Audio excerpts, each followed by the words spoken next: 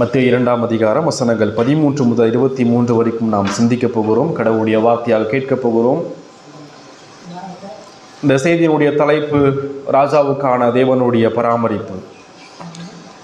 பரிசுத்த ஆவியானவருடைய ஏவுதலினாலே சுவிசேஷகனாகிய மத்தேயு இந்த சுவிசேஷ புத்தகத்தை அவர் எழுதுகிறார். இந்த சுவிசேஷம் இயேசு கிறிஸ்துவை ராஜாவாக காண்பிக்கிறது. இந்த சுவிசேஷம் யூதர்களுக்கு எழுதப்படுகிறது. பழைய ஏற்பாடு முழுவதுமாக முன்னறிவிக்கப்பட்ட மேசியாவாகிய ராஜாவாக இயேசு கிறிஸ்து இப்பொழுது பிறந்திருக்கிறார். அவர் ராஜாதி ராஜா. அவர் யூதருக்கு மாத்திரமல்ல, முழு உலகத்துக்கும் அவரே ராஜா. அவர் தன் திருச்சபைக்கு அதிகாரம் உள்ள தலைவராக இருக்கிறார் என்பதை இந்த மத்தேயு சுவிசேஷம் நமக்கு காண்பிக்கிறது. அதே போல இந்த மகிமையான ராஜா தன்னை முழுமையாக தாழ்த்தி தன்னுடைய மக்களுக்காக சிலுவையிலே தாழ்மையோடு, அவமானத்தோடு, வெட்கத்தோடு மரித்தார், அடக்கம் பண்ணப்பட்டார், உயிர்த்தெழுந்தார் என்ற சத்தியத்தை நமக்கு இந்த சுவிசேஷம் காண்பிக்கிறது. ஏன் 4 சுவிசேஷம்? காரணம் 2-3 சாட்சிகளாலே காரியம் நிலைவரப்படும். இங்கு 4 சாட்சிகள் கொடுக்கப்பட்டிருக்கிறது. கிறிஸ்துவுடைய வாழ்க்கையின் சாட்சிகளாக, கிறிஸ்துவுடைய மரணம் மற்றும் உயிர்த்தெழுதலுடைய சாட்சிகளாக பரிசுத்த ஆவியானவர் மத்தேயு, மார்க்கு, லூக்கா, யோவான் ஆகிய 4 சாட்சிகளை நமக்கு அவர் கொடுத்திருக்கிறார். அது மாத்திரமல்ல, கிறிஸ்துவனுடைய நீதியின் ஆழத்தை நாம் அறிந்து கொள்ளும்படியாக இயேசு கிறிஸ்து 33 ஆண்டு காலம் வாழ்ந்து என்ன செய்தார்? அவர் நியாயப்பிரமாணத்தை கடைபிடித்தார். காரணம், அவர் நீதியை சம்பாதிக்க வேண்டும். ஏன் அவர் நீதியை சம்பாதிக்க வேண்டும்? அவர் சம்பாதித்த நீதியே சிலுவையிலே நீதிமான்கள் அற்ற உங்கள் மீதும் என் மீதும் அவர் சுமத்தும்படியாக 33 ஆண்டு காலம் அவர் நீதியை சம்பாதித்தார். இந்த 2ஆம் அதிகாரத்தை நாம் வாசிக்கும் பொழுது நாம் சென்ற வாரத்தில் சிந்தித்தோம். நீங்கள் ஏன் ராஜாவை தேடுகிறீர்கள் என்ற தலைப்பின் கீழாக சிந்தித்தோம். 1 முதல் 12 வரைக்கும் நாம் பார்க்கும் பொழுது 2 விதமான நபர்கள் அங்கு ராஜாவாகி கிறிஸ்துவை தேடுகிறார்கள். ஒருத்தன் ஏரோது, இன்னொருவர் சாஸ்திரிகள். ஆனால் 2 பேரும் தேடுவதனுடைய நோக்கம் வெவ்வேறானது. 2 பேருமே இயேசுவை தேடினாலும் ஏரோது தேடின நோக்கம் வேறு, சாஸ்திரிகள் தேடின நோக்கம் வேறு. ஏரோது இயேசுவை தேடினான். ஏன் தேடினான்? கொலை செய்வதற்கு தேடினான். சாஸ்திரிகள் இயேசுவை தேடினார்கள். ஏன் தேடினார்கள்? அந்த ராஜாவை ஆராதிப்பதற்கு தேடினார்கள். இப்போ இந்த 2 குழுவில நீங்க எங்க நின்று கொண்டிருக்கிறீங்க? ராஜாவினுடைய பிறப்பு, கிறிஸ்துவுடைய பிறப்பு என்பது உலகம் உண்டாவதற்கு முன்பாகவே திரியேக தேவனால் தீர்மானிக்கப்பட்ட ஒன்று. அவர் உலக தோற்றத்துக்கு முன்பாக அடிக்கப்பட்ட ஆட்டுக்குட்டி என்று சொல்லப்படுகிறது. அதே போல ராஜாவாகிய கிறிஸ்துவுடைய பிறப்பு பழைய ஏற்பாடு முழுவதுமாக எல்லா தீர்க்கதரிசிகளாலும் முன்னறிவிக்கப்படுகிறது. இந்த ராஜாவினுடைய பிறப்பு புதிய ஏற்பாட்டிலும் அநேக நபர்களுக்கு இந்த செய்தி அறிவிக்கப்படுகிறது. இந்த செய்தி மேன்மையான செய்தி, இந்த செய்தி மகிமையான செய்தி, இந்த செய்தி மனுக்குலத்திற்கான ரட்சிப்பிற்கான மீட்பிற்கான செய்தி. இந்த 2ஆம் அதிகாரம் முதல் 12 வசனத்தை வாசிக்கும் பொழுது நாம் அங்கு பார்க்கக்கூடிய காட்சிகள் எவ்விதமாக இருக்கு? நாம் அங்கே ஞானிகளை பார்க்கிறோம், அழகான நட்சத்திரத்தை பார்க்கிறோம், அங்கு காணிக்கைகளையும் மகிழ்ச்சியையும் ஆராதனையும் நாம் ஒரு அழகான ஒரு வடிவமாக காட்சியாக நாம் பார்க்கிறோம்.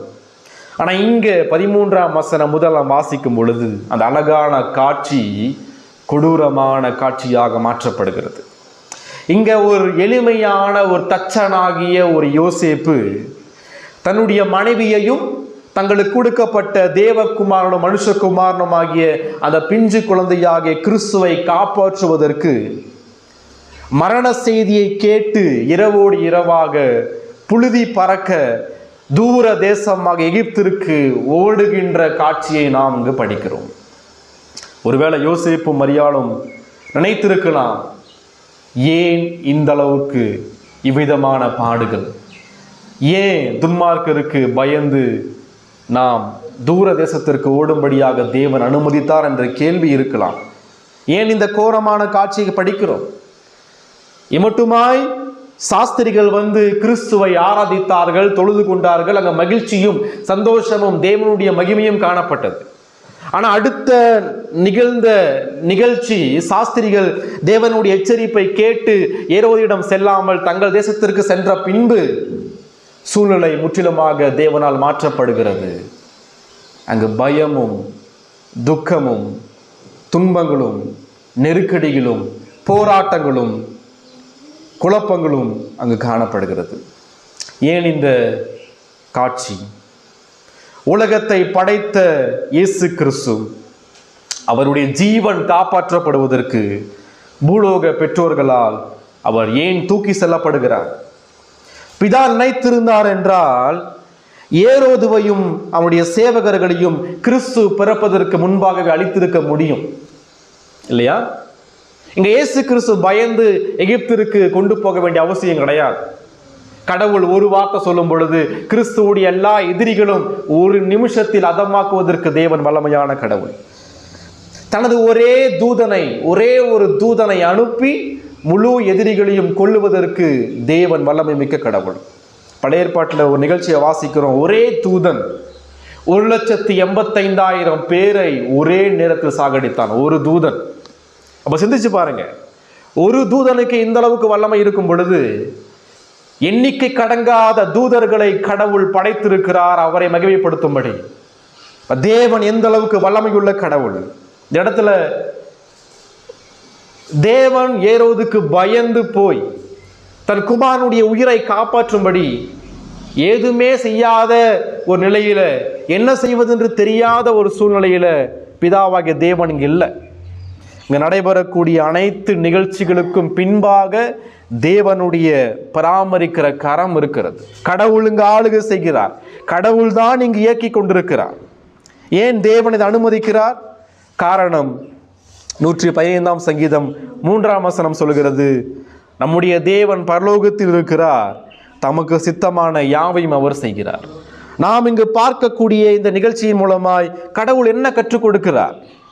இந்த நிகழ்ச்சியின் மூலமாய் தேவன் ஆளுகிறார் என்றும், விசுவாசிகளுடைய வாழ்வில் உபத்திரவங்கள் உண்டு என்றும், திருச்சபையை இப்பொழுதும் தேவன் பாதுகாத்து பராமரிக்கிறார் என்றும், எல்லா நேரங்களிலும் தவறலைக்காத பொய்யுரையாத தேவனுடைய பூரண வார்த்தையாகிய இந்த பரிசுத்த வேதாகமத்திற்கு நாம் முற்றிலுமாக விசுவாசித்து கீழ்ப்படிய வேண்டும் என்பதையும் தேவன் சபைக்கு இந்த நிகழ்ச்சியின் மூலமாய் கற்றுக் கொடுக்கிறார். ஆக மொத்த வேத வாக்கியம் அனைத்தும் சபையினுடைய பரிசுத்தமாகுதலுக்காக, பயன்பாட்டிற்காக, பிரயோஜனத்திற்காக எழுதப்பட்டிருக்கிறது. இங்கு நாம் கற்றுக்கொள்கிற பாடம், தமது குமாரனாகிய இயேசு கிறிஸ்துவின் மீது இருந்த அதே இறையாண்மை, ராஜாவாகிய இயேசுவின் மீது இருந்த அதே தேவனுடைய பராமரிப்பு, அதே தேவனுடைய அனாதை தீர்மானம், அதே தேவனுடைய திட்டம் தான் ராஜாவினுடைய மக்களாகிய அவருடைய விசுவாசிகளாகிய நம்மீதும் இருக்கிறது என்ற சத்தியத்தை நாம் கற்றுக்கொள்கிறோம். இங்க 3 காரியத்தை நாம் பார்க்க போகிறோம். ஒன்று 13 முதல் 15 வரைக்கும் ராஜாவின் பாதுகாப்பை குறித்து படிக்கிறோம். 16 முதல் 18 வரைக்கும் ராஜாவை கொலை செய்ய திட்டமிடுதலை குறித்து நாம் படிக்கிறோம். 19 முதல் 23 வரைக்கும் அங்கு ராஜாவினுடைய தாழ்மையை படிக்கிறோம். இங்கே அவர் நசரேயன் என்று அழைக்கப்படுகிறார். நசரேயன் என்ற வார்த்தை கிறிஸ்துவுடைய தாழ்மையை அங்கு பிரதிபலிக்கிறது. இங்கே முதலாவது நாம் சிந்திக்கும் பொழுது 13 அவர்கள் போன பின்பு, சாஸ்திரிகள் போன பின்பு கர்த்தருடைய தூதன் சொப்பனத்திலே யோசேப்புக்கு காணப்பட்டு, இந்த இடத்துல சாஸ்திரிகள் தேவனால் எச்சரிக்கப்பட்டு தங்கள் தேசத்திற்கு திரும்பினார்கள். சாஸ்திரிகள் தேவனுடைய வார்த்தைக்கு முற்றிலுமாய் கீழ்ப்படிந்தார்கள். அவர்கள் ஏரோதிடம் செல்லாமல் தேவனுடைய வார்த்தை கீழ்ப்படிந்து தங்கள் தேசத்திற்கு அவர்கள் சென்றார்கள். இங்கே நாம் சிந்திக்கும் பொழுது இங்கே ஒரு செய்தி இருக்கிறது, செய்தியாளர் இருக்கிறார், இங்கே ஒரு கட்டளை கொடுக்கப்படுகிறது, கீழ்ப்படிய வேண்டிய அவசியமும் இந்த வசனம் நாம் கூறுகிறது. இங்கே யார் செய்தியாளன்? இங்கே சொல்லப்படுகிறது கர்த்தருடைய தூதன். இங்கே கர்த்தருடைய தூதன் ஒரு செய்தியை யோசேப்புக்கு அவர் சொல்லுகிறார். தூதர்கள் என்றால் யார்? தூதர்கள் என்பவர்கள் தேவனுடைய படைப்பு. அவர்கள் 6 நாளுக்குள்ளே படைக்கப்பட்ட படைப்புகள். எத்தனை பேரை கடவுள் படைத்தார் தெரியல. எண்ணிக்கை கடங்காத தூதர்களை கடவுள் தம்முடைய மகிமைக்காக படைத்திருக்கிறார். அவர்கள் கிறிஸ்துவுக்கும் திருச்சபைக்கும் ஊழியம் செய்வதற்கு படைக்கப்பட்டவர்கள். தூதர்கள் இயேசுவுக்கு சமமானவர்கள் அல்ல. இவர்கள் இயேசுவை போல தேவனுடைய குமாரன் அல்ல. இவர்கள் இயேசுவுக்கு மேன்மையானவர்கள் அல்ல. இவர்கள் தேவனால் படைக்கப்பட்ட ஒரு படைப்புகள் மட்டுமே. கிறிஸ்து எவ்வாறு பிதாவுக்கு முதற் பேரான குமாரனா இருக்கிறாரோ அதே போல தூதர்களும் பிதாவுக்கு குமாரர்கள் அல்ல. காரணம், 1ஆம் நூற்றாண்டு திருச்சபையிலே யூதர்கள் இயேசுவை ஒரு தூதனாக பார்த்தார்கள். இயேசுவை தூதனுக்கு சமப்படுத்தி பார்த்தார்கள். ஆனால் இயேசு ஒரு தூதர் அல்ல, தூதனுக்கு சமமானவர் அல்ல. அந்த தூதர்களை படைத்தவர் இயேசு, தூதர்களை காட்டிலும் மேன்மையுள்ளவர் இயேசு என்பதை எபிரேயர் 1ஆம் அதிகாரத்திலே வாசிக்கிறோம். இந்த தூதர்கள் கிறிஸ்துவை ஆராதிப்பதற்கு படைக்கப்பட்டார்கள். இவர்களில் கேப்ரியல் என்ற தூதன் மிக முக்கியமானவன். கேப்ரியல் என்ற தூதனை நாம் கிறிஸ்துவுடைய பிறப்பில் அடிக்கடி நாம் வாசிக்கிறோம். கிறிஸ்துவுடைய பிறப்பு முதல் கிறிஸ்துவுடைய பரமேறுதல் வரைக்கும் இந்த தூதர்கள் தேவனுடைய கட்டளைகளுக்கு கீழ்ப்படிந்து கிறிஸ்துவுக்கு சேவை செய்தார்கள். இந்த இடத்துல தூதர்கள், இங்க ஒரு தூதன் தேவனுடைய செய்தியை யாருக்கு அறிவிக்கிறான்? மரியாளுக்கு அல்ல, யோசேப்புக்கு அறிவிக்கிறான். குடும்ப தலைவனுக்கு அறிவிக்கிறான், கணவனுக்கு அறிவிக்கிறான். இங்க நாம் மிக முக்கியமா கற்றுக்கொள்கிற சத்தியம் என்னன்னு சொன்னா, ஆதியாகமம் 3ஆம் அதிகாரத்துல அங்கேயும் ஒரு தூதன் ஒரு செய்தி அறிவிக்கிறான். ஆனால் அவன் வீழ்ந்து போன தூதன், அவன் பிசாசானவன், அவன் வீழ்ச்சியுற்ற பாவமுள்ள தூதனாய் இருக்கக்கூடிய பிசாசு. அந்த பிசாசு ஒரு செய்தியை கொண்டு போகும் பொழுது ஒரு தவறான செய்தியை கொண்டு போறான். அந்த தவறான செய்தியை கணவனாகிய குடும்ப தலைவனாகிய ஆதாமுக்கு அவன் அறிவிக்கல, மனைவி கிட்ட கொண்டு போய் சொல்றான், ஏவாள் கிட்ட கொண்டு போய் சொல்றான். அந்த குடும்ப தலைமைத்துவத்தை பிசாசானவன் மாற்றி போடுகிறான். ஆனா இங்க தேவனுக்கு கீழ்ப்படுகிற ஒரு பரிசுத்தமுள்ள ஒரு தூதன் தேவன் நியமித்த முறைமைகளை இங்கு பிரதிபலிக்கிறான். குடும்ப தலைவனாகிய யோசேப்பிடம் செல்கிறான், கணவனாகிய யோசேப்புக்கு செல்கிறான். தேவன் நியமித்த குடும்ப அமைப்பில் இருக்கக்கூடிய புருஷனிடம், யோசேப்பிடம் தூதன் சென்று ஒரு செய்தியை அறிவிக்கிறான். வீழ்ச்சியிலே பிசாசானவன் குலைத்து போட்ட அந்த குடும்ப அமைப்பின் முறைமைகளை இங்க ஒரு தூதன் தேவனுடைய வார்த்தையின்படி, தேவன் நியமித்த முறைமையின்படி கணவனாகி யோசேப்பிடம் சென்று தன் மனைவியையும் தேவன் கொடுத்த குழந்தையும் காப்பாற்றும்படியான பொறுப்பையும் பாதுகாக்கின்ற கடமைகளையும் யோசேப்பிடம் இந்த தூதன் அறிவிக்கிறான். இந்த இடத்துல சிந்திக்கும் பொழுது இந்த செய்தி என்ன? இங்க செய்தி, ஏரோது பிள்ளையை கொலை செய்ய தேடுவான், அதனால் எழுந்து பிள்ளையும் அதன் தாயும் கூட்டிக் கொண்டு எகிப்திற்கு ஓடி போய் நான் உனக்கு சொல்லும் வரைக்கும் அங்கே இரு என்றான். செய்தியாளர் யார்? தூதன், கர்த்தருடைய தூதன். செய்தி என்ன? ஏரோது இயேசுவை கொலை செய்ய தேடுவான் என்ற செய்தி. ஒரு கட்டளையும் கொடுக்கப்படுகிறது. என்ன கட்டளை? யோசேப்பு தன் குடும்பத்தை கூட்டிக் கொண்டு எகிப்திற்கு போக வேண்டும் என்ற கட்டளை. தேவன் சொல்லுகிற வரைக்கும் அங்கேயே அவன் இருக்க வேண்டும் என்ற கட்டளை. யோசேப்பு செய்த காரியம் என்ன? 14ஆம் வசனம், அவன் எழுந்து இரவிலே பிள்ளையையும் அதன் தாயும் கூட்டிக் கொண்டு எகிப்திற்கு புறப்பட்டு போனான். இங்கே யோசேப்பு தேவனுடைய வார்த்தைக்கு முற்றிலுமாக கீழ்ப்படுகிறான்.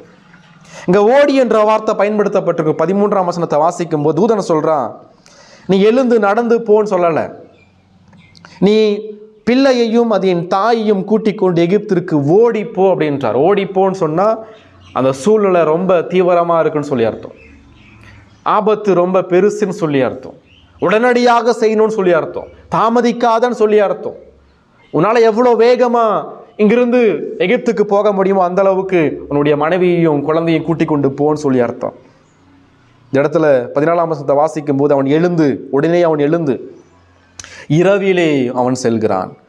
அவன் தாமதித்து காலையில போலான்னு சொல்லி அவன் தாமதிக்கல, நாளைக்கு போலான்னு சொல்லி தாமதிக்கல. தேவன் சொன்ன கட்டளைக்கு கீழ்ப்படிந்த அப்பொழுதே இரவிலேயே தூர தேசமாகிய எகிப்திற்கு அவன் செல்கிறான். எகிப்திற்கான தூரம் சுமார் 146 கிலோமீட்டர். இவ்வளவு தூரம் அவன் தன் மனைவியையும் தேவன் கொடுத்த அந்த பச்சில குழந்தையும் சுமந்து கொண்டு அவன் பிரயாணம் பண்ணணும். உடனடியா அவன் போய் எகிப்தை சேர முடியாது. அதிசயமா உடனடியா திடீரென்று அவன் போய் எகிப்திற்கு போய் குதிக்க முடியாது. அவன் நடந்து பிரயாணம் பண்ண வேண்டும். இரவிலே அங்கு அநேக அச்சுறுத்தல்கள் காணப்படும். யோசேப்பினுடைய கட்டுப்பாட்டுக்குள் மரியாளும் கிறிஸ்துவையும் தேவன் பாதுகாப்பிற்காக ஒப்பு கொடுக்கிறார். தன்னுடைய மனைவி ஒரு பக்கம், பிஞ்சு குழந்தை கையில் ஒரு பக்கம், காணிக்கைகள் ஒரு பக்கம், நெஞ்சில் பயம் ஒரு பக்கம், பிரயாண வழியிலே திருடர்கள் அதிகமாய் காணப்படுவார்கள், அதை பற்றிய சிந்தனை ஒரு பக்கம். இந்த இடத்துல மரண இருளினுடைய தேவனுடைய பராமரிப்பை நாம் இங்கே படிக்கிறோம். இவை எல்லாவற்றிலும் யோசேப்பு தேவனுடைய வார்த்தைகளுக்கு முற்றிலுமாய் கீழ்ப்படிந்தான். இப்போ கடவுளுடைய வார்த்தைக்கு யோசேப்பு கீழ்ப்படிந்தான்னு சொன்னால் அந்த வார்த்தையை யோசேப்பு விசுவாசிச்சிருக்கிறான். எந்த வார்த்தையை விசுவாசிச்சிருக்கிறான்? யோசேப்பு கன்னி மரியாள் யோசேப்புக்கு என்று நியமிக்கப்படும் பொழுது, மரியாள் கர்ப்பந்தரித்திருக்கிறார் என்ற செய்தி யோசேப்புக்கு அறிவிக்கப்படும் பொழுது, அங்க யோசேப்பு சிந்தனை செய்து கொண்டிருக்கிறான் தள்ளிவிடுவதற்கான. தேவன் அங்கு ஒரு வாக்கு தத்தத்தை கொடுக்கிறார். 21ஆம் வசனத்தை வாசிக்கும் போது 1ஆம் அதிகாரத்தில் அங்க சொல்றார், அவள் ஒரு குமாரனை பெறுவாள், அவருக்கு இயேசு என்று பெயரிடுவாயாக, ஏனெனில் அவர் தமது ஜனங்களின் பாவங்களை நீக்கி அவர்களை இரட்சிப்பார் என்றான். மேலே படிக்கும் பொழுது யோசேப்பை பார்த்து தூதன் சொல்றார், பயப்படாத அப்படின்றார். ஏன்னு சொன்னா பரிசுத்த ஆவியினால் அது உண்டானது என்று சொல்றார். அப்போ இந்த இடத்துல யோசேப்பு ஏரோது கொலை செய்ய வகை தேடுவான்னு சொல்லி தூதன் சொன்ன உடனே தன் மனைவியையும் குழந்தையும் கூட்டிக் கொண்டு அவன் பிரயாணம் பண்ணுகிறான். தன்னுடைய தலைமைத்துவத்தை அங்கு நடைமுறைப்படுத்துகிறான். குடும்ப தலைவனாக, கணவனாக தேவன் நியமித்த முறைமையை அவன் கை கொள்கிறான் என்றால் அடிப்படையான காரணம் அவன் கடவுளுடைய வார்த்தைக்கு கீழ்ப்படிந்தான். அதற்கு முன்பாக தேவனுடைய வார்த்தையை முழுமையாக விசுவாசித்தான். இந்த 1ஆம் அதிகாரம் 21ஆம் வசனத்தினுடைய ரட்சிப்பின் செய்தியை யோசேப்பு விசுவாசித்தான். தான் கூட்டி செல்லும் இந்த குழந்தை, இந்த பிஞ்சு குழந்தை, இந்த குழந்தை தேவனுடைய குமாரன், இந்த குழந்தை படைத்தவர், இந்த குழந்தை இரட்சகராக இருக்கிறார், இந்த குழந்தை மட்டுமே பாவங்களை மன்னிக்க அதிகாரமிக்க ராஜாதி ராஜா என்ற சிந்தனை யோசேப்புக்கு மரியாளுக்கும் காணப்பட்டது. யோசேப்பு கொண்டு போகிற அந்த குழந்தை நம்மை போல பாவமுள்ள சாதாரண குழந்தை அல்ல. அந்த குழந்தை ராஜா, அந்த குழந்தை நமக்கான மீட்பர், அந்த குழந்தை தேவனுடைய குமாரன், அந்த குழந்தை தேவனுடைய மகிமையின் சொரூபமாய் பிரதிபலிப்பாக இருக்கக்கூடிய இரட்சகர். இங்க எகிப்து என்பது கிமு 300ஆம் நூற்றாண்டில் நம்ம பார்க்கும் பொழுது அங்கே கிரேக்க ராஜாவாகிய அலெக்சாந்தர் அவர் என்ன செஞ்சாருன்னு சொன்னால், எகிப்தில் ஒரு பட்டணத்தை யூதர்களுக்கென்று அவர் கொடுத்தார்.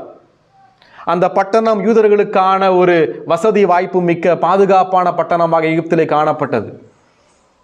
அலெக்சாண்ட்ரியா என்ற பட்டணம். அந்த அலெக்சாண்ட்ரியா என்ற பட்டணத்தில் தான் இந்த யூதர்கள் அநேக நபர்கள் அங்கு வாழ்ந்தார்கள். அந்த பட்டணத்தில் தான் பழைய ஏற்பாட்டினுடைய எபிரேய வேதம் கிரேக்க மொழியில் மொழிபெயர்க்கப்பட்டது. செப்டுவாஜ் என்று அழைக்கப்படுகிற அந்த கிரேக்க மொழிபெயர்ப்பு அங்குதான் நிகழ்ந்தது. இப்போ வரலாறு சொல்லுகிறது, அந்த எகிப்தில் உள்ள அந்த பட்டணத்தில் பல லட்சக்கணக்கான யூதர்கள் வாழ்ந்திருந்தார்கள். அது யூதர்களுக்கான ஒரு பாதுகாப்பான ஒரு நகரமாய் காணப்பட்டது. எனவே அங்குதான் யோசேப்பு தன் குடும்பத்தை கூட்டி செல்வதற்கு கட்டளையிடப்படுகிறான். இவையெல்லாம் ஏன் நடைபெற்றது? காரணம் இது தேவனுடைய மகிமைக்காக.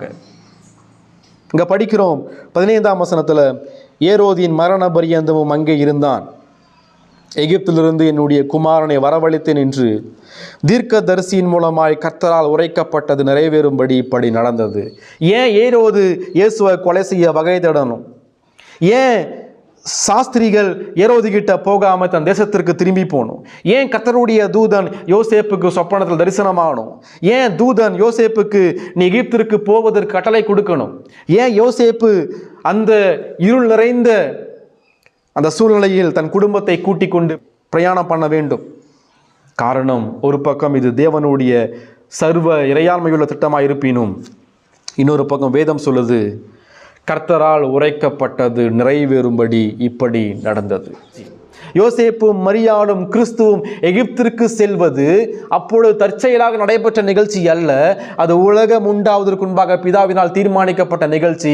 அது மாத்திரமல்ல, பழைய ஏற்பாட்டினுடைய தீர்க்கதரிசியின் மூலமாய் முன்னறிவிக்கப்பட்ட நிகழ்ச்சி. இப்போ இந்த நிகழ்ச்சி சொல்கிறது, வேதம் நிறைவேறி கொண்டிருக்கிறது, வேதம் பொய்யுரையாது என்பதை சொல்கிறது. இந்த நிகழ்ச்சி சொல்கிறது, வேதம் தவறழைக்காதது, இந்த வேதம் என்றும் அழியாதது, வானமும் பூமியும் ஒளிந்து போனாலும் கர்த்தருடைய வார்த்தையில் எழுத்தாகிலும் ஒழியாது என்று இந்த நிகழ்ச்சி நமக்கு காண்பிக்கிறது. சிலுவையில் மாத்திரமல்ல, குழந்தையாக இருக்கும் பொழுதும் கிறிஸ்து தேவனுடைய வார்த்தையை காத்து நியாயப்பிரமாணத்தை நிறைவேற்றி அவர் சம்பாதித்தார். இங்கே நம்ம படிக்கிறோம், தீர்க்கதரிசியின் மூலமாக கர்த்தரால் உரைக்கப்பட்டது நிறைவேறும்படி இப்படி நடந்தது. இதை பழைய ஏற்பாட்டில் வாசிக்கும் பொழுது ஓசியா 11ஆம் அதிகாரம் 1ஆம் வசனத்தில் வாசிக்கிறோம். சுமார் 700 ஆண்டுகளுக்கு முன்பாக ஓசியா இஸ்ரவேல் ஜனங்களுக்கு தேவனுடைய வார்த்தையை அவர் அறிவிக்கிறார். இங்கே நாம் வேதத்திற்கான டுவல் ஆத்தர்ஷிப்பை நாம் பார்க்கிறோம். தீர்க்கதரிசியின் மூலமா. யார் அந்த தீர்க்கதரிசி? ஓசியா. இப்போ ஓசியாவினுடைய புத்தகம் வெறுமனே ஓசியாவினுடைய வார்த்தை மாத்திரமல்ல, கர்த்தரால் உரைக்கப்பட்டது. வேத வாக்கியங்கள் எல்லாம் தேவனுடைய ஆவியினால் அருளப்பட்டிருக்கிறது என்று வேதத்திலே வாசிக்கிறோம். 2 பேதுரு 1ஆம் அதிகாரம் 21ஆம் வசனத்தை வாசிக்கும் பொழுது பரிசுத்த மனிதர்களை கொண்டு பரிசுத்த ஆவியானவர் பேசினார் என்று வாசிக்கிறோம். ஆக மொத்தம் இந்த 66 புத்தகத்திற்கும் 2 ஆசிரியர்கள், ஒன்று தெய்வீக ஆசிரியர் பரிசுத்த ஆவியானவர், 2வது மனித ஆசிரியர்கள். இந்த ஓசியா தேவனுடைய வார்த்தை இஸ்ரவேல் ஜனங்களுக்கு அவர் போதித்தார். ஓசியா வாழ்ந்த காலகட்டம் அது இஸ்ரவேல் ஜனங்களுடைய மோசமான காலகட்டம். இஸ்ரவேல் ஜனங்கள் தேவனுக்கு துரோகிகளாக, ஆவிக்குரிய விபச்சாரிகளாய் காணப்பட்டார்கள். இஸ்ரவேல் ஜனங்கள் தேவனுடைய வார்த்தைகளுக்கு முற்றிலுமாய் கீழ்ப்படியாமல் உலகத்தை சார்ந்து, உலக வழிபாடுகளை சார்ந்து பாவத்தில் மூழ்கி காணப்பட்ட சூழ்நிலையில் தான் இந்த ஓசியா புத்தகம் எழுதப்படுகிறது. இஸ்ரவேல் ஜனங்களுடைய அவலட்சணமான நிலையை காண்பிக்கும்படியாக தேவன் அங்கே ஓசியாவுக்கு ஒரு கட்டளையை கொடுக்கிறார். தேவன் சொல்றார், ஓசியா நீ போய் ஒரு விபச்சார ஸ்திரீயை கல்யாணம் பண்ணு அப்படின்றார். விபச்சார ஸ்திரீ ஏன் கல்யாணம் பண்ணணும்? ஏன்னா அந்த விபச்சார ஸ்திரீயை திருமணம் செய்வதன் மூலமாய் இஸ்ரவேல் ஜனம் அது விபச்சாரம் மிக்க ஜனம் என்பதை தேவன் காண்பிக்கிறார். ஒரு விபச்சார ஸ்திரீயை ஓசியா எவ்வாறு திருமணம் செய்தாரோ அதே போல விபச்சாரம் என்கிற பாவத்தில் கடவுளை விட்டு வாழ்ந்து கொண்டிருக்கிற இஸ்ரவேல் ஜனங்களை கடவுள் மீட்டுக் கொள்வதன் மூலமாய் அந்த இடத்துல ஜனங்களுடைய பாவத்தின் அவலட்சணையை காண்பிக்கிறார். அதே போல தேவனுடைய இரக்கத்தையும் கிருபையும் அங்கு அவர் காண்பிக்கிறார். இடத்துல இஸ்ரவேலை கடவுள் என் மகன் என்று அங்கு சொல்கிறார். இங்க உருவகமாக சொல்லப்படுகிறது. இஸ்ரவேல் ஜனம் தேவனுடைய பிள்ளைகள் என்று உருவகமாக சொல்லப்படுகிறது. ஆனால் கிறிஸ்து தேவனுடைய மகன், தேவனுடைய பிள்ளை என்று நிஜமாக சொல்லப்படுகிறது. எகிப்தில் அடிமைத்தனத்திலே வாழும் பொழுது தேவன் இஸ்ரவேல் ஜனங்களை விடுதலை செய்து எகிப்திலிருந்து கூட்டிக் கொண்டு வந்தார். ஆனால் இங்க இன்னொரு நபரையும் எகிப்திலிருந்து கூட்டிக் கொண்டு வருகிறார். அந்த நபர் இஸ்ரவேல் ஜனங்களைப் போல உண்மை இல்லாத நபர் அல்ல. இஸ்ரவேல் ஜனங்களைப் போல நியாயப்பிரமாணத்தை மீறின நபர் அல்ல. இஸ்ரவேல் ஜனங்களைப் போல தேவனுக்கு கீழ்ப்படியாத பாவிகள் அல்ல. ஆனால் இங்கு எகிப்திலிருந்து கூட்டிக் கொண்டு வந்த நபர் இஸ்ரவேலுக்கு தலைவராய் இருக்கக்கூடியவர். இஸ்ரவேல் என்கிற தேவனால் தெரிந்து கொள்ளப்பட்ட மக்களுக்காக மரிக்கக்கூடிய நபர்.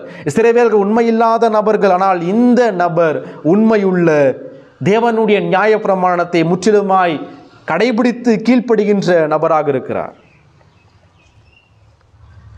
ஓசியா கிறிஸ்துவினுடைய வருகையை முன்னறிந்து அங்கு அறிவிக்கிறார். ஓசியா 11ஆம் அதிகாரம் 1ஆம் வசனம் அது வெறுமனே இஸ்ரவேல் ஜனங்களை மாத்திரம் மகன் என்று சொல்லப்படவில்லை. இயேசு கிறிஸ்துவை முன்னோட்டமாக, இயேசு கிறிஸ்துவை முன்னறிவிக்கும்படியாக ஓசியா கிறிஸ்துவை அறிந்து அங்கு கிறிஸ்துவை தீர்க்க தரிசனமாக அறிவிக்கிறார். ஓசியாவில் சொல்லப்பட்ட இயேசுவை பற்றிய தீர்க்க தரிசனத்தை மத்தேயு இங்கு உறுதிப்படுத்துகிறார். புதிய ஏற்பாட்டினுடைய ஆசிரியராக இருக்கக்கூடிய மத்தேயு பழைய ஏற்பாட்டினுடைய ஆசிரியராக இருக்கக்கூடிய ஓசியாவின் தீர்க்க தரிசன வசனம் இயேசுவை தான் குறிப்பிடுகிறது என்பதை இங்கு உறுதிப்படுத்துகிறார். ஓசியா கிறிஸ்துவை முன்னோக்கி பார்த்து வேதாகமத்தை எழுதினான். மத்தேயு வந்த கிறிஸ்துவை பின்னோக்கி பார்த்து இந்த சுவிசேஷத்தை எழுதுகிறார்கள். ஆக மொத்தம் ஓசியாவுக்குள்ளும் மத்தேயுவிற்குள்ளும் எரேமியாவிற்குள்ளும் இருந்த ஆவியானவர் அவர் கிறிஸ்துவின் ஆவியானவர். 1 பேதுரு 1ஆம் அதிகாரம் 11ஆம் வசனம் 12ஆம் வசனத்தை வாசிக்கும் போது பழைய ஏற்பாட்டினுடைய ஆசிரியர்களுக்குள்ளாகவும் புதிய ஏற்பாட்டினுடைய ஆசிரியர்களுக்குள்ளாகவும் இருந்தவர் யார் என்றால் அவர் கிறிஸ்துவின் ஆவியானவர். தங்களில் உள்ள கிறிஸ்துவின் ஆவியானவர் கிறிஸ்துவுக்கு உண்டாகும் பாடுகளையும் அவைகளுக்கு பின்வரும் மகிமைகளையும் உணர்வித்த போது இன்ன காலத்தை குறித்தார் என்பதையும் அந்த காலத்தின் விசேஷம் என்னதென்பதையும் ஆராய்ந்தார்கள். தங்கள் நிமித்தம் அல்ல, நமது நிமித்தமே இவைகளை தெரிவித்தார்கள் என்று அவர்களுக்கு வெளியாக்கப்பட்டது. பரலோகத்திலிருந்து அனுப்பப்பட்ட பரிசுத்த ஆவியினாலே உங்களுக்கு சுவிசேஷத்தை பிரசங்கித்தவர்களை கொண்டு. இப்போ வேதாகமத்தை எழுதிய மனித ஆசிரியர்களுக்குள்ளாக இருந்த ஆவியானவர் கிறிஸ்துவின் ஆவியானவர். ஆக மொத்தம் பழைய ஏற்பாடும் புதிய ஏற்பாடும் முழுமையாக இயேசு கிறிஸ்துவை மகிமைப்படுத்தி பிரசங்கிக்கிறதாய் காணப்படுகிறது. பழைய ஏற்பாட்டிலும் சுவிசேஷம் ஒரே மாதிரியாக பிரசங்கிக்கப்படுகிறது. பழைய ஏற்பாட்டில் வேறு ஒரு மாதிரி ரட்சிப்பு, புதிய ஏற்பாட்டில் வேறு வகையில் ரட்சிப்பு என்பது கிடையாது. பழைய ஏற்பாட்டிலும் புதிய ஏற்பாட்டு ரட்சிப்பு என்பது கிருபையின் மூலமாய் கிறிஸ்துவின் மூலமாக மட்டுமே கொடுக்கப்படுகிறது. அவரால் இன்றி வேறு ஒருவரால் ரட்சிப்பு இல்லை. வானத்தின் கீழே மனுஷனுக்குள்ளே அவருடைய நாமமே இல்லாமல் வேறொரு நாமம் கட்டளையிடப்படவில்லை. ஆதாம் ரட்சிக்கப்பட வேண்டும் என்றாலும் கிறிஸ்துவுடைய சிலுவை மரணம், பாடுகள், அடக்கம், உயிர்த்தெழுதல் அவசியமானது. பவுல் ரட்சிக்கப்பட வேண்டும் என்றாலும் கிறிஸ்துவுடைய மரணம், அடக்கம், உயிர்த்தெழுதல் அவசியமானது. இங்கு நாம் ரட்சிக்கப்பட வேண்டும் என்றாலும் இனி வரக்கூடிய சந்ததி ரட்சிக்கப்பட வேண்டும் என்றாலும் கிறிஸ்துவுடைய வாழ்வு, மரணம், அடக்கம், உயிர்த்தெழுதல் ஆகிய இந்த சுவிசேஷம் அவசியமானது. அப்போஸ்தலர் 3:23 சொல்கிறது, சாமுவேல் முதற்கொண்டு அனைத்து தீர்க்கதரிசிகளும் கிறிஸ்துவை முன்னறிவித்தார்கள். பழைய ஏற்பாடு கிறிஸ்துவை நமக்கு காண்பிக்கிறது. இங்க 2வது காரியம் 16 முதல் 18 வரைக்கும் நாம் பார்க்கும் பொழுது, அப்பொழுது ஏரோது தான் சாஸ்திரிகளால் வஞ்சிக்கப்பட்டதை கண்டு மிகுந்த கோபம் அடைந்து ஆட்களை அனுப்பி தான் சாஸ்திரிகளிடத்தில் திட்டமாய் விசாரித்த காலத்தின்படியே பெத்லகேமிலும் அதன் சகல எல்லைகளிலும் உள்ளிருந்த 2 வயதுக்குட்பட்ட எல்லா ஆண் பிள்ளைகளையும் கொலை செய்தான். இந்த இடத்துல ராஜாவை கொலை செய்வதற்கு ஏரோது செயல்பட்டு கொண்டிருப்பதை நாம் படிக்கிறோம். ஏரோது மிகவும் கோபம் அடைந்தான் என்று சொல்லப்படுகிறது. வெறுமனே சாஸ்திரிகள் முன்பு அவன்கிட்ட போய் யூதருடைய ராஜாவின் செய்தியை சொல்லும் பொழுது ஏரோது கோபம் அடைந்தான். ஆனால் இப்பொழுது மிகுந்த கோபம் அடைகிறான். காரணம் என்னன்னு சொன்னா, சாஸ்திரிகள் அவர்கள் தன்னிடம் வராமல் அவர்கள் தங்கள் தேசத்திற்கு சென்று விட்டார் என்ற செய்தியை கேட்டவுடனே ஏரோதுடைய கோபம் அது மிகவும் அதிகரிக்கப்படுகிறது.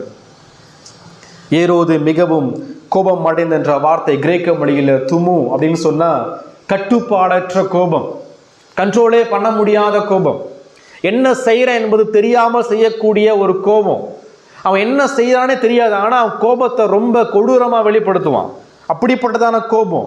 அந்த கோபத்துக்கு முன்னாடி யார் இருந்தாலும் அந்த கோபப்படுற மனுஷன் அவனை குத்தி கொலை செய்யக்கூடிய அளவுக்கு அந்த கோபம் ரொம்ப கொடூரமானது, கட்டுப்பாடற்றது, கட்டுப்படுத்த முடியாத ஒரு கோபமாக இருக்கிறது. இப்போ அந்த கோபத்தின் மூலமாக ஏரோது பெத்லகேமில் உள்ள 2 வயதுக்குட்பட்ட அனைத்து குழந்தைகளையும் கொலை செய்வதற்கு தன் ஆட்களை அனுப்புகிறான். ஏன் அப்படின்னு சொன்னா, சாஸ்திரிகள் கிறிஸ்து இருக்கிற இடத்தை ஏரோதுக்கு அறிவிக்காததின் காரணமாக ஏரோது இப்போ என்ன செய்யறான்னு சொன்னா, ரொம்ப ஞானமா இப்போ அந்த குழந்தையில இயேசு யாருன்னு சொல்லி தெரியாது. எனவே என்ன செய்யறான்னு சொன்னா, பெத்லகேமிலே அந்த சூழ்நிலையிலே பிறந்திருக்கக்கூடிய எல்லா ஆண் குழந்தைகளையும் கொலை செய்யும்படி வகை தேடுகிறான். இப்போ எல்லா ஆண் குழந்தையும் கொலை செஞ்சுட்டா அதில் கிறிஸ்துவ என்ன செஞ்சிருவார், செத்து போயிடுவார் என்ற சிந்தனை இவனுக்குள்ள காணப்பட்டுச்சு. ஏன் 2 வயசுக்குட்பட்ட குழந்தை?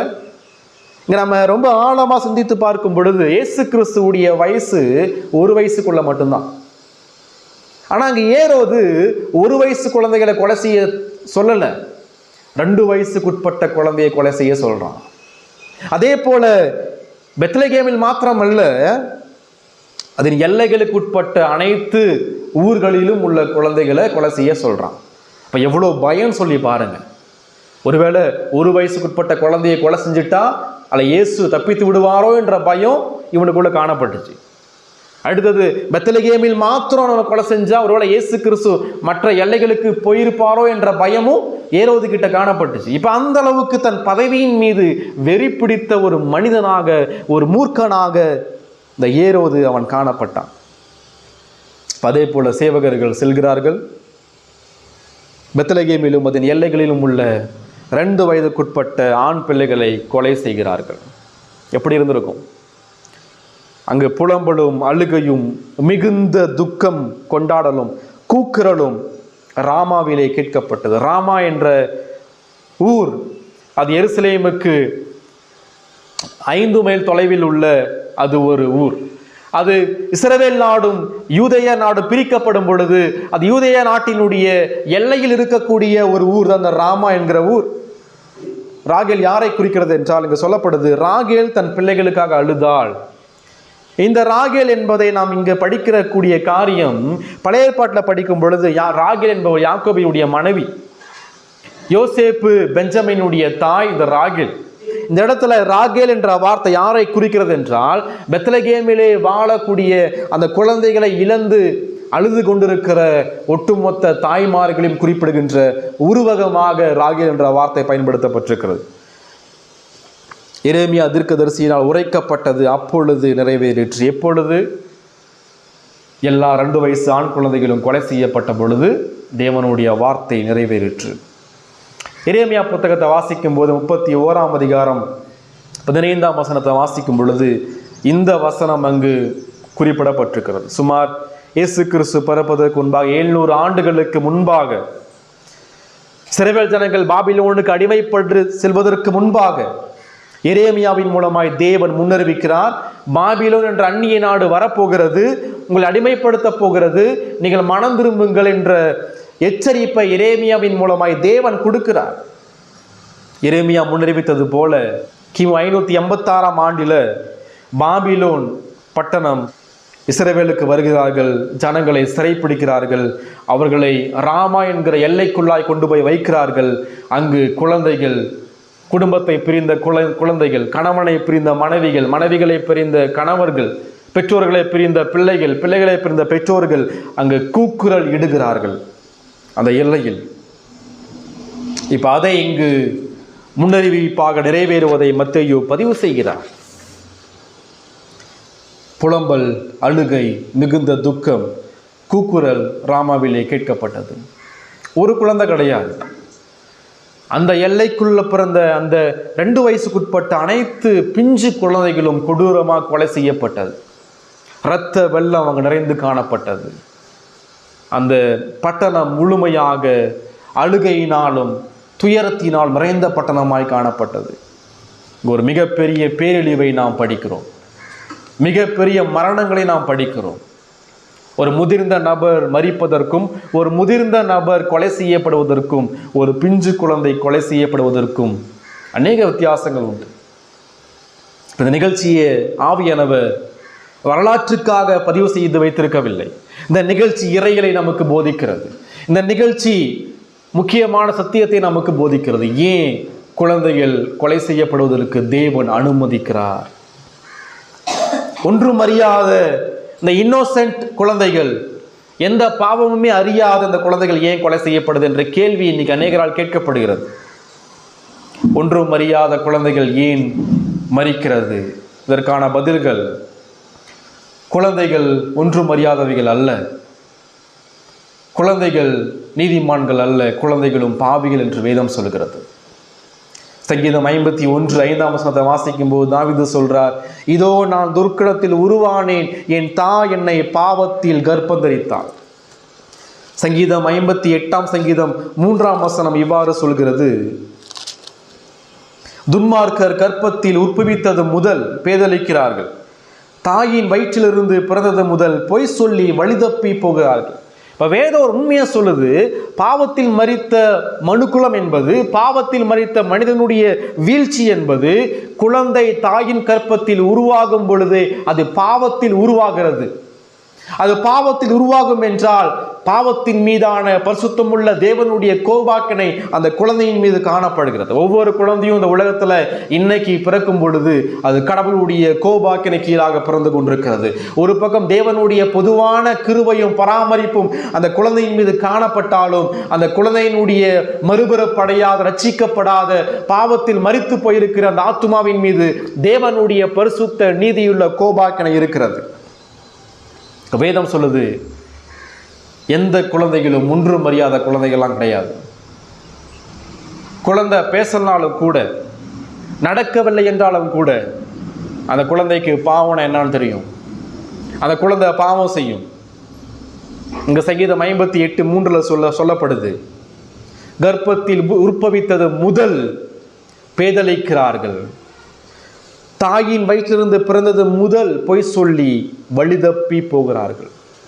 வயிற்றில் இருக்கும் போதும் பாவம் செய்கிறாங்க, வயிற்றிலிருந்து வெளியே பிறந்த பிறகும் அந்த நாள் முதற்கொண்டு பொய் சொல்லி கொண்டிருக்கிறார்கள் என்ற ஒரு உண்மையை வேதம் நமக்கு குறிப்பிடுகிறது.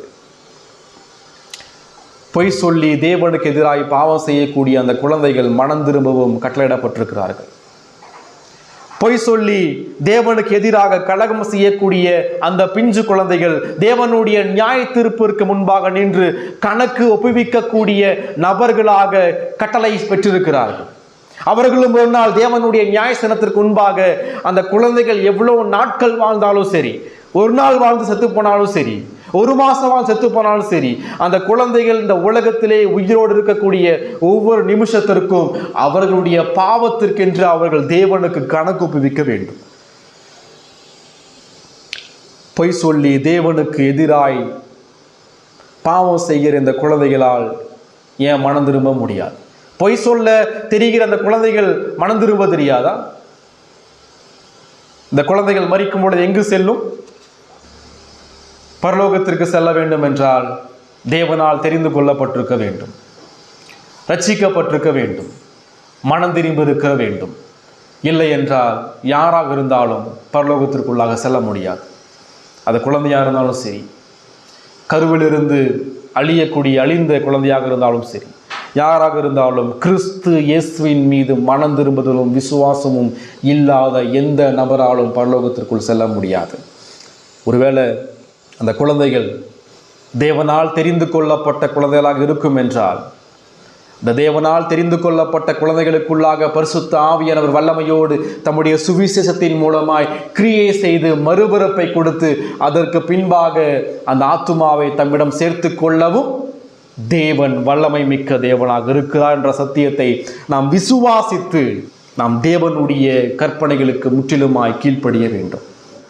இந்த மரணங்கள் மூலமாய் நாம் என்ன கற்றுக்கொள்கிறோம்? தேவன் சர்வ இறையாண்மையுள்ளவர். கடவுள் யாருக்கும் எந்த கணக்கும் ஒப்புவிக்க வேண்டிய அவசியம் அவருக்கு இல்லை.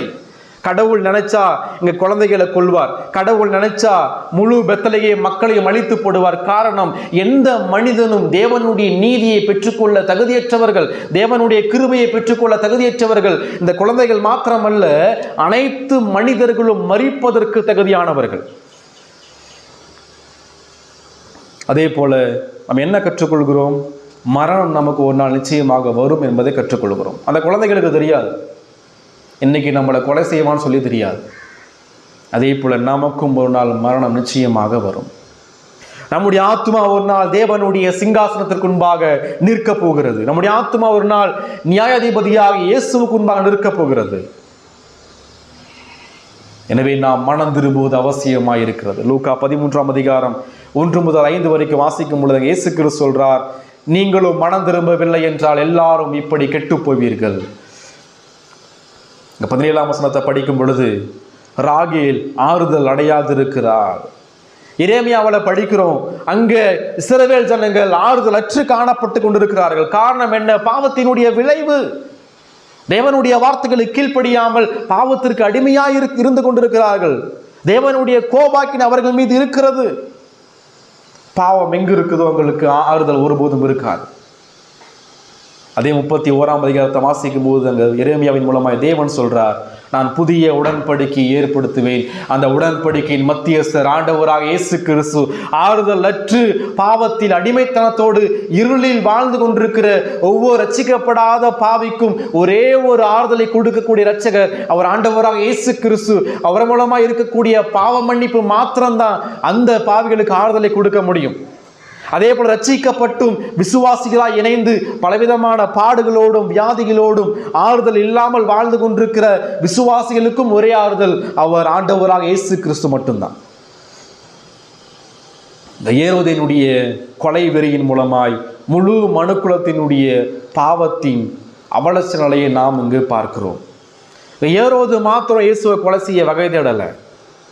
இயேசுவை விசுவாசியாத ஒவ்வொரு யூதனும், ஒவ்வொரு பரிசேயனும், பிரதான ஆசாரியனும், வேத பாரகனும், ஒவ்வொரு இஸ்ரவேலனும் இயேசுவை கொலை செய்ய வகை தேடி கொண்டிருக்கிறார்கள். இயேசுவை முழுமனதோடு ஒவ்வொரு வாரமும் ஆராதிக்காத அனைத்து நபர்களும் கிறிஸ்துவை கொலைவெறியோடு கொலை செய்ய அணுகுகிறார்கள். இதுதான் பாவத்தினுடைய விளைவு. தேவனை நீங்க முழுமையா ரட்சிப்பு நிச்சயத்தோடு, பரிசுத்தத்தோடு, மனம் திரும்புதலோடு, மகிழ்ச்சியோடு ராஜாவை ஆராதிக்கலன்னு சொன்னா அந்த ராஜாவை நீங்க கொலை செய்ய வகை தேடுகிறீர்கள். நம்முடைய பாவத்தின் மூலமாய் நாம் இயேசுவை கொலை செய்ய தேடிக்கொண்டிருக்கிறோம். நம்முடைய பாவத்தின் மூலமாய் நாம் தேவனுடைய குமாரனை கால்களை கீழாய் போட்டு மிதித்து கொண்டிருக்கிறோம். எபிரேயர் 10:29. நம்முடைய பாவத்தின் மூலமாய் கிறிஸ்துவை மீண்டும் மீண்டும் சிலுவையில் அறைந்து கொண்டே இருக்கிறோம். எபிரேயர் 6:6. ரட்சிக்கப்படாத புறஜாதிகள் மாத்திரமல்ல, சுவிசேஷத்தை கேட்டும் ரட்சிக்கப்பட்டும் துணிகரமாய் பரிசுத்த ஆவியை துக்கப்படுத்தும் பொழுது நாம் இவ்வாறாகவே கிறிஸ்துவை நிந்திக்கிறோம், அடிக்கிறோம், அவமானப்படுத்துகிறோம், கால்களுக்கு கீழாக போட்டு மிதித்து கொண்டிருக்கிறோம். இந்த இடத்துல பிதாவாகிய தேவன் ஏரோதிடமிருந்து ஏன் தன்னுடைய குமாரனை காப்பாற்றுகிறார்? ஏன் ஏரோது இயேசுவை கொலை செய்வதற்கு தேவன் அனுமதிக்கவில்லை?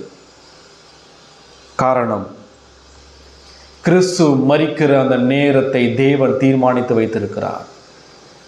இந்த நேரம் கிறிஸ்து மரிப்பதற்கான நேரம் அல்ல. வேதம் சொல்லுகிறது, காலம் நிறைவேறின போது கிறிஸ்துவுடைய சிலுவைக்கென்று தேவன் ஒரு நேரத்தை தீர்மானித்து வைத்திருக்கிறார். அதற்குள்ளாக இந்த உலகமும் ஒட்டுமொத்த ராஜாக்களும் பிசாசும் அவனுடைய ஒட்டுமொத்த சேனைகளும் ஒன்றாக கூடி நின்றாலும் ஒருபோதும் கிறிஸ்துவின் மீது ஒரு கையை கூட வைக்க முடியாது. காலம் நிறைவேறுகிற வரைக்கும் பிதாவாகிய தேவன் இயேசுவை காப்பாற்றிக் கொண்டே பராமரித்து கொண்டே வருகிறார்.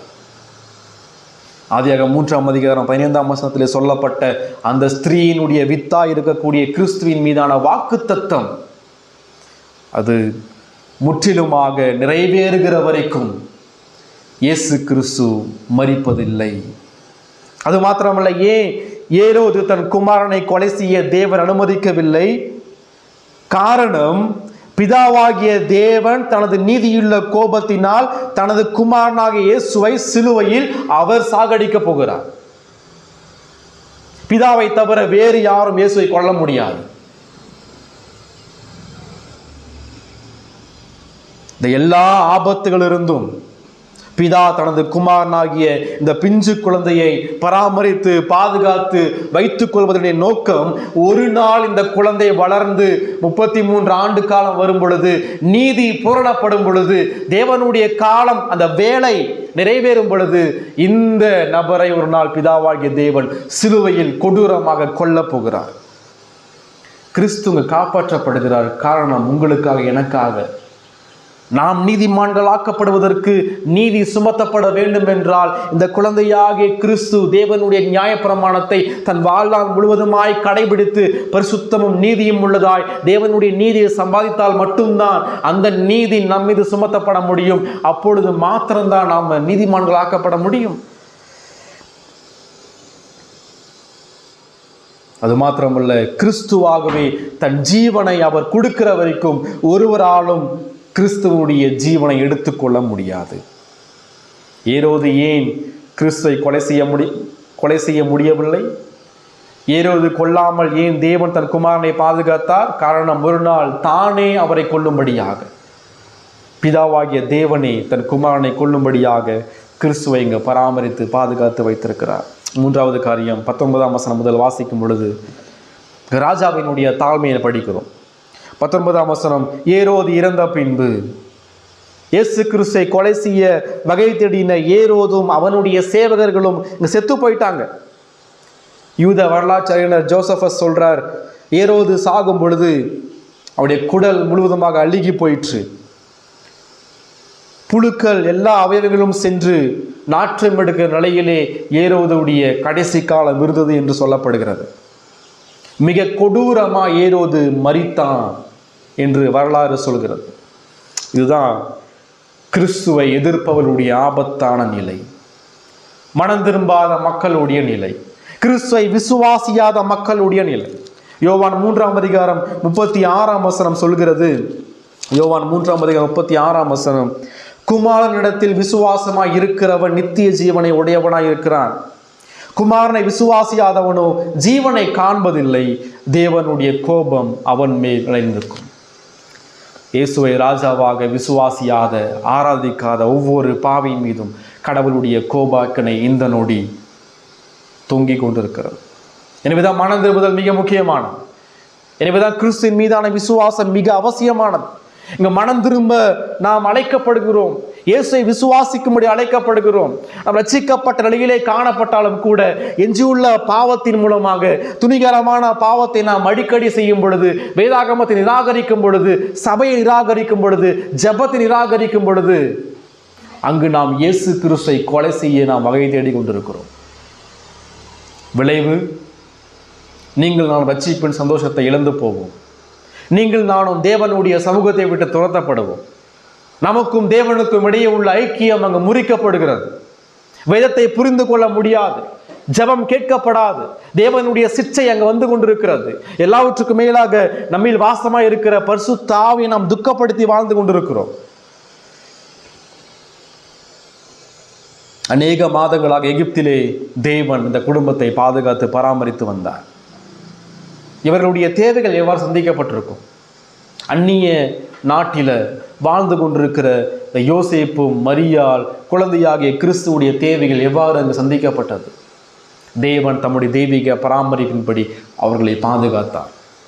சாஸ்திரிகள் கொடுத்த காணிக்கைகள் அவர்களுக்கு உதவியாக இருந்தது. இவ்வாறு தான் கடவுள் தம்முடைய சபையை பாதுகாத்து பராமரித்து கொண்டே இருக்கிறார். திருச்சபை இருளுடைய பள்ளத்தாக்கிற்குள்ளாக, இருண்ட பராமரிப்பிற்குள்ளாக சென்றாலும் கூட சபையை தேவன் பராமரித்து கொண்டே இருக்கிறார், போஷித்து கொண்டே இருக்கிறார்.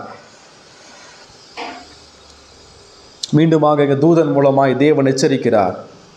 20ஆம் வசனத்தில், நீ எழுந்து பிள்ளையும் அதன் தாயும் கூட்டிக் கொண்டு இஸ்ரவேல் தேசத்துக்கு போ. மீண்டுமாக எகிப்திலிருந்து இஸ்ரவேல் நாட்டிற்கு போகும்படியாக கட்டளையை இங்கு கொடுக்கப்படுகிறது. அது மாத்திரமல்ல, இஸ்ரவேல் நாட்டுக்கு போகும் பொழுது அங்கே செத்துப்போன ஏரோதினுடைய இன்னொரு மகன் அர்க்கிலேயு என்ற ராஜா தன் தகப்பனுடைய பட்டத்துக்கு வருகிறான். இவனும் தன் தகப்பனை போல மிக கொடிய அரக்கன், யூதர்களை கொலை செய்ய வகை தேடுகிறவன். இந்த பிசாசினுடைய வித்து அதிகரித்து கொண்டே இருக்கிறது. பிசாசினுடைய பிள்ளைகள் கிறிஸ்துவுக்கு எதிராகவும் கிறிஸ்துவுடைய பிள்ளைகளுக்கு எதிராகவும் செயல்பட்டு கொண்டே இருக்கிறார்கள். ஆனாலும் தேவன் மீண்டும் எச்சரிக்கிறார். இஸ்ரவேல் நாட்டிலிருந்து மீண்டும் கலிலேயாவிற்கு சென்று கலிலேயாவில் இருக்கக்கூடிய நாசரேத் என்ற ஊரிலே போய் வாழும்படி யோசேப்புக்கு தேவன் கட்டளை கொடுக்கிறார். இந்த நாசரேத் என்ற ஊர் எருசலேமிலிருந்து சுமார் 55 மைல் தொலைவில் உள்ள ஊர். நசரேயன் என்ற வார்த்தை யூத கலாச்சாரத்தில் மிக கீழ்த்தரமாக எண்ணப்பட்டது. மற்ற ரோமர்களாலும் புறஜாதிகளாலும் நசரேயன் என்ற வார்த்தை ரொம்ப மிக தாழ்வாக எண்ணப்பட்டது. ஒருத்தனை கெட்ட வார்த்தையில் பேசணும்னு சொன்னா நசரேயன் என்ற வார்த்தையை 1ஆம் நூற்றாண்டில் பயன்படுத்தினார்கள். அந்த அளவுக்கு மிக அவமதிக்கப்பட்ட வார்த்தையாய் இந்த நசரேயன் என்ற வார்த்தை இருந்தது. ஆனால் இங்கே தான் இயேசுவை போய் வாழ சொல்றார். இந்த நாசரேத் என்ற பட்டணத்தில் தான் பிதாவாகிய தேவன் கிறிஸ்துவனுடைய வாழ்க்கையை அங்கு நியமித்திருக்கிறார். ஏன் இயேசு கிறிஸ்து தன்னுடைய வாழ்நாட்கள் முழுவதுமாக நாசரேத் பட்டணத்தில் செலவழித்திருக்க வேண்டும்? ஏன் இயேசு நசரேயனாக வாழ வேண்டும்? இந்த நசரேயன் என்ற வார்த்தை எதை குறிக்கிறது? யோவான் 1ஆம் அதிகாரம் 46ஆம் வசனத்தை வாசிக்கும் போது அங்க நசரேயன் என்ற வார்த்தை மிக கேலிக்குரிய கிண்டலாக பயன்படுத்தப்படுகிறது. பிசாசுகளாலும் இந்த வார்த்தை தேவாலயத்திலே பயன்படுத்தப்படுகிறது. மார்க் 1ஆம் அதிகாரம் 24ஆம் வசனத்தில், நசரேயனாகிய கிறிஸ்து நீ தேவனுடைய பரிசுத்தர் என்று பிசாசுகள் சாட்சி கொடுக்கிறது. இவர் நசரேயனாக இருந்தாலும் கூட இவர் தேவனுடைய பரிசுத்தர் என்பதை பிசாசு சாட்சி கொடுக்கிறது. அதே போல மக்களால் இயேசு நசரேயன் என்று அழைக்கப்பட்டார். மத்தேயு, மார்க் 10:47, லூக்கா 18:37.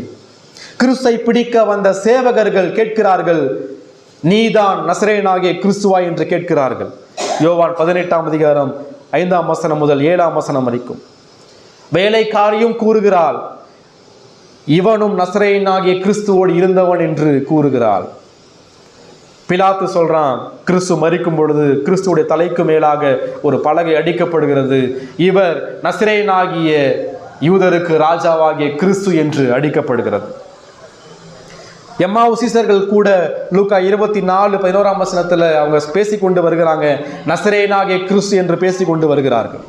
இந்த வார்த்தைகள் எல்லாம் இயேசுவுக்கென்று பயன்படுத்தப்பட்டது.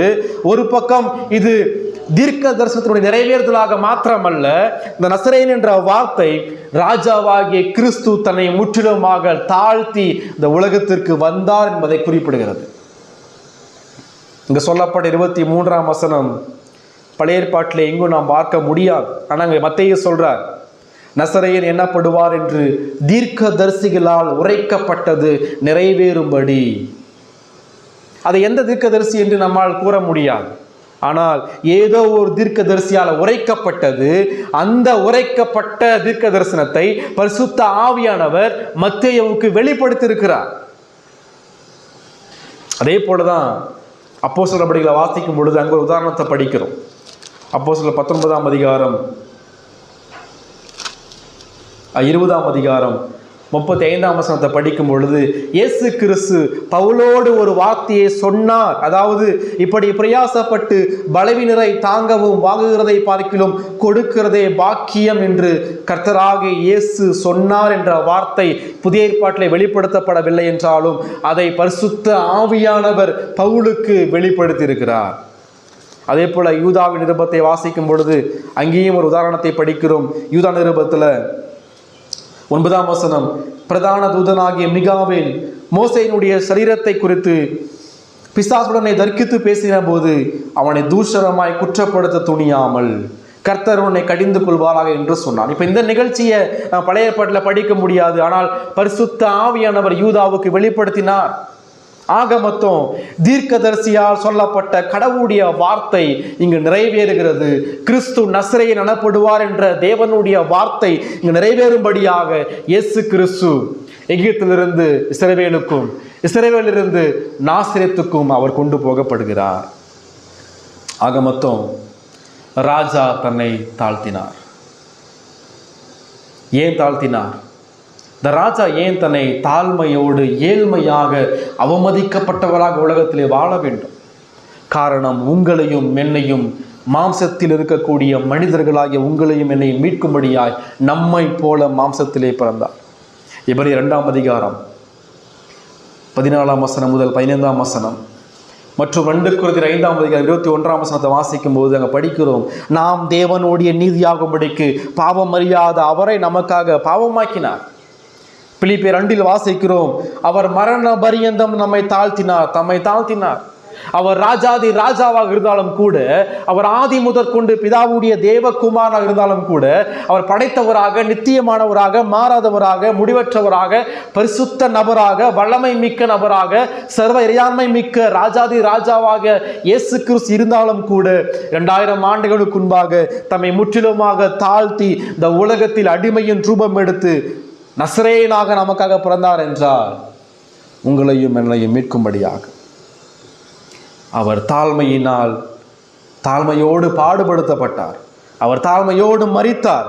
அவர் தாழ்மையோடு உயிர்த்தெழுந்தார். ஆனால் இப்பொழுது அவர் மகிமையோடு தேவனுடைய சிங்காசனத்திலே வீற்றிருக்கிறார். தேவனுடைய வலது பரிசத்திலே தாழ்மையோடு அல்ல, முழு பராக்கிரமத்தோடு அவர் அமர்ந்திருக்கிறார். மீண்டும் அவர் நியாயாதிபதியாக வல்லமையோடு உலகத்திற்கு வரப்போகிறார். இந்த 2ஆம் அதிகாரத்தை வாசிக்கும் போது இங்க 4 தீர்க்க தரிசனங்கள் இவ்வாறு சொல்கிறது, இவைகள் நிறைவேறும்படி, இவைகள் நிறைவேறும்படி, இவைகள் நிறைவேறும்படி. எதை சொல்கிறது? தேவன் எல்லா சூழ்நிலைகளையும், எல்லா ராஜாக்களையும், எல்லா துன்மார்க்கரையும், எல்லா மனிதர்களையும், எல்லா படைப்புகளையும் தம்முடைய மகிமைக்காகவும் நம்முடைய நன்மைகளுக்காகவும் அவர் ஆளுகை செய்து வழிநடத்தி கொண்டு வருகிறார் என்று சொல்லப்படுகிறது. தம்முடைய குமாரன் மீது இருந்த அதே தேவனுடைய திட்டமும் பராமரிப்பும் தான் திருச்சபையாகிய நம் மீதும் உள்ளது. அவர் நம்மை பாதுகாத்து பராமரித்து வழிநடத்துகிறார். பிதாவாகிய தேவன் எல்லா படைப்புகளையும் அதிகாரத்தையும் தம்முடைய குமாரனாகிய கிறிஸ்துவுடைய பாதங்களுக்கு அவர் கீழ்ப்படுத்தி வைத்திருக்கிறார். நமது வாழ்வில் சாதாரண நிகழ்வுகள் முதல் அசாதாரணமான நிகழ்ச்சிகள் வரைக்கும் அனைத்தையும் தேவன் ஆளுகிறார். இந்த யோசேப்புடைய வாழ்விலே செயல்பட்ட அதே பரிசுத்த தேவன் பழைய ஏற்பாட்டினுடைய யோசேப்பினுடைய வாழ்விலும் தம்முடைய தெய்வீக பராமரிப்பை மிக வெளிப்படையாய் அவர் காண்பிக்கிறார். அந்த யோசேப்பு ஏன் தன்னுடைய சகோதரால் வெறுக்கப்படணும்? ஏன் குழியில தூக்கிப்படணும்? அந்த நேரத்தில் ஏன் இஸ்மவேலர்கள் வரணும்? அந்த நேரத்தில் அவர்கள் ஏன் யோசேப்பை விலைக்கு வாங்கி எகிப்திற்கு கொண்டு போக வேண்டும்? எகிப்தில் அநேக அடிமைகள் காணப்பட்டாலும் போத்திபார் யோசேப்பை மட்டும் ஏன் விலைக்கு வாங்கணும்? ஏன் தன்னுடைய வீட்டில் யோசேப்பை வேலைக்காரனா வைக்க வேண்டும்? போத்திபாருடைய மனைவி யோசேப்பை அநியாயமாய் பழிசாட்டும் பொழுது யோசேப்பு ஏன் சிறையில் 2 வருஷம் அடைக்கப்பட்டிருக்க வேண்டும்? அங்கிருந்த பானபாத்திரக்காரனால யோசேப்பு ஏன் மறக்கப்படணும்?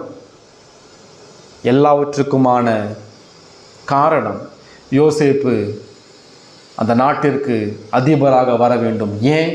காரணம், பஞ்சத்திலே மரித்து கொண்டிருக்கிற யூதா கோத்திரம் காப்பாற்றப்பட வேண்டும். யூதா கோத்திரம் ஏன் காப்பாற்றப்பட வேண்டும்? காரணம், ஸ்திரீயின் வித்தாக இயேசு கிறிஸ்து அந்த யூதா கோத்திரத்துக்குள்ளாக இருக்கிறார். எனவே அதற்காகவே தேவன் யோசேப்பினுடைய வாழ்வில் செயல்பட்டார். அதே தேவன் இன்றைக்கு நம்முடைய வாழ்விலும் நம்முடைய எல்லா துன்பங்கள், நிந்தனைகள், அவமானங்கள், தேவைகள், வியாதிகள், பாடுகள் மத்தியிலும் கடவுள் செயல்பட்டு கொண்டே இருக்கிறார். தனது மீட்பின் திட்டத்திற்காகவும் திருச்சபையின் மனம் திரும்புதலுக்காகவும் பாடுகளையும் துன்மார்க்கரையும் தேவன் நம்முடைய வாழ்வில் அனுமதிக்கிறார். அவருடைய ஆதீன திட்டத்தையும் மறைக்கப்பட்ட அவருடைய அனாதி தீர்மானத்தையும் நாம் புரிந்து கொள்ள முடியவில்லை என்றாலும் நாம் அவரில் இந்த யோசேப்பை போல முழுமையாக விசுவாசிக்க வேண்டும், விசுவாசத்தை வைக்க வேண்டும்.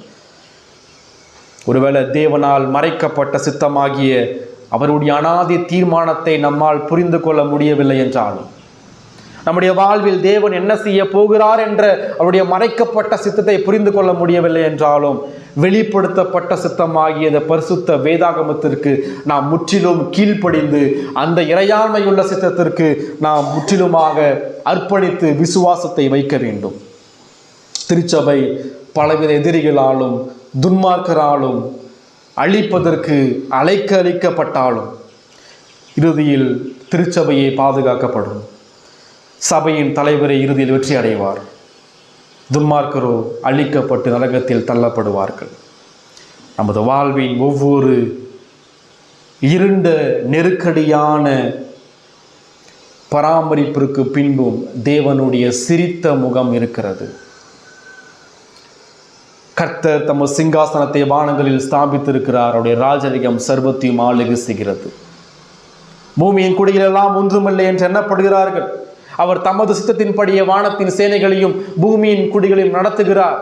தமது சித்தத்தின் ஆலோசனைக்கு தக்கதாக எல்லாவற்றையும் நடப்பிக்கிற அவருடைய தீர்மானத்தின்படியே நாம் கிறிஸ்து இயேசுவுக்குள் முன்குறிக்கப்பட்டு அவருடைய சுதந்திரமாகும்படி தெரிந்து கொள்ளப்பட்டோம். அன்றியும் அவருடைய தீர்மானத்தின்படி அழைக்கப்பட்டவர்களாய் தேவனிடத்தில் அன்பு கூறுகளுக்கு சகலமும் நன்மைக்கு எதுவாய் நடக்கிறது என்று அறிந்திருக்கிறோம். சகலமும் அவராலும் அவர் மூலமாயும் அவருக்காகவும் இருக்கிறது. கர்த்தர் ராஜரிகம் பண்ணுகிறார். ஜெபம் பண்ணலாம்.